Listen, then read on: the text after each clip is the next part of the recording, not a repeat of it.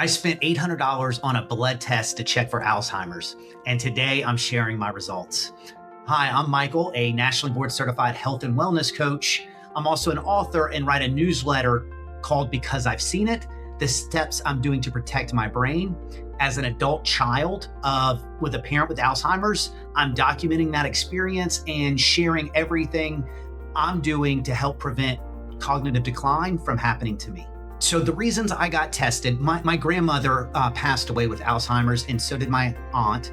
And unfortunately, my mom has it now. And all the research we've been doing, right? Alzheimer's is a disease of midlife. It happens, or it starts to happen in your 40s and 50s, but the symptoms don't really show up until you get older. So by having data, by having information, I'm able to really focus in on what I'm doing and taking steps to prevent. So the blood test I got was called BrainScan. It's by a company called Apollo Health.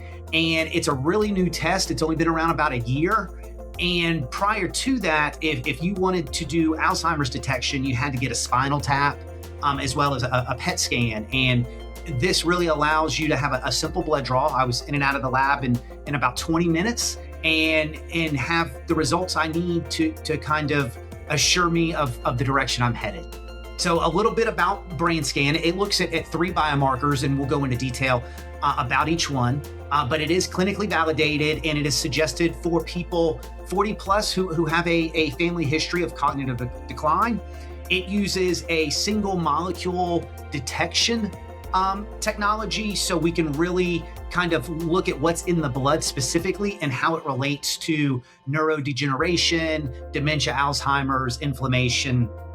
And based on all the science, it's 90% accurate. So considering that it's really less invasive than the other test, and it gives me a snapshot window, I'm all for it.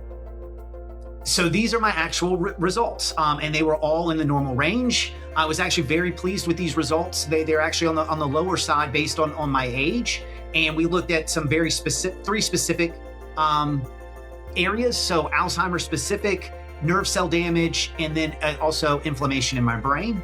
And these results honestly weren't that surprising to me. I've been really focused on brain health since 2020, so a little over 5 years, and I've really developed some systems that work for me regarding diet, exercise, supplementation, sleep, and I'll go into more of that in a little more detail as well.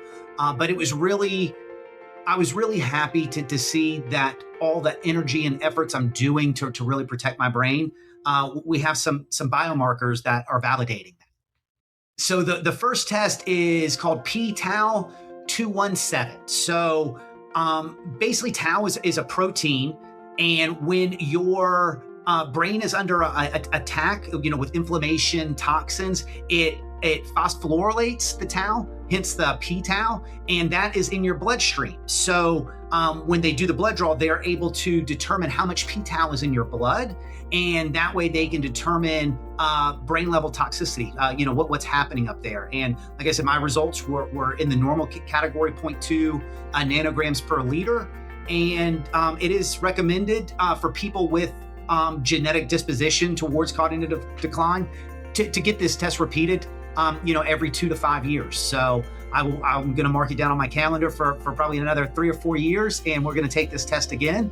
But it's really Alzheimer's specific.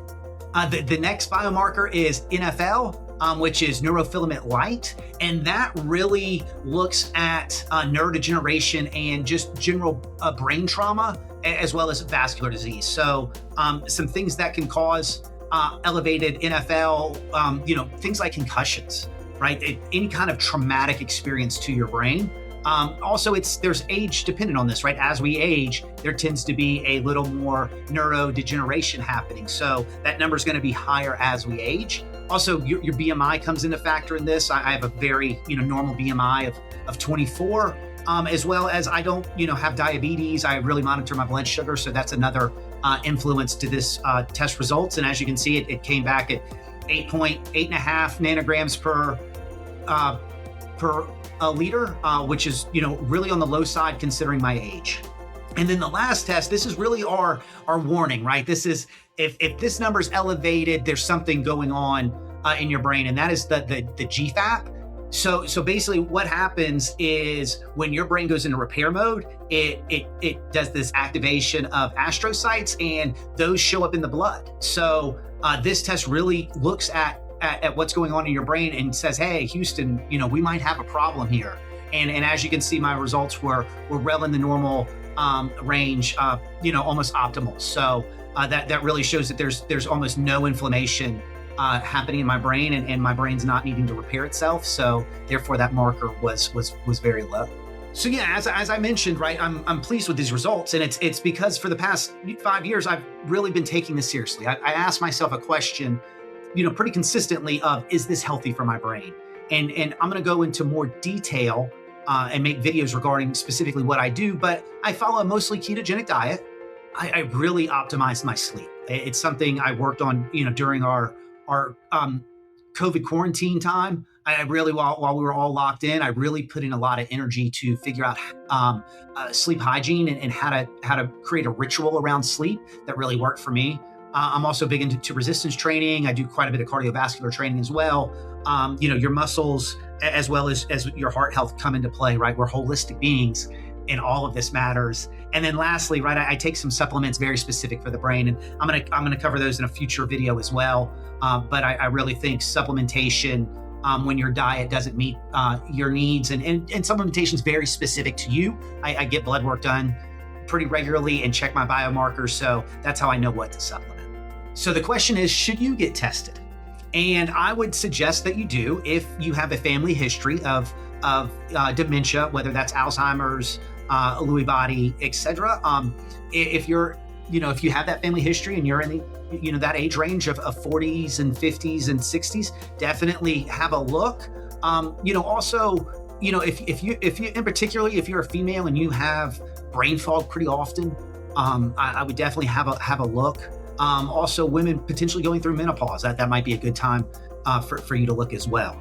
A couple of things to note, right? This, while this has been clinically validated, it's not been fully FDA approved, which really means your insurance isn't going to cover it. So you're going to have to spend the $800 out of pocket. But for me, it's not a test I'm going to take every year.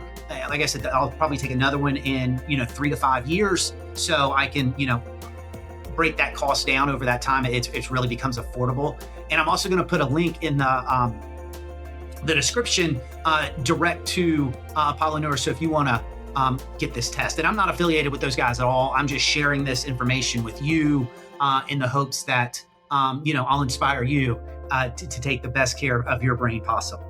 And then, lastly, the next steps. If you enjoy this type of content, please subscribe to this channel. Also, I'm going to leave a link to the newsletter because I've seen it. By all means, subscribe, or if you know someone, go, on this journey, please share that with them. And then lastly, if you're interested in working with me as a health and wellness coach, I'll also put that link in there. But thank you so much for your time. I hope you enjoyed this content, and I look forward to creating more for you in the future.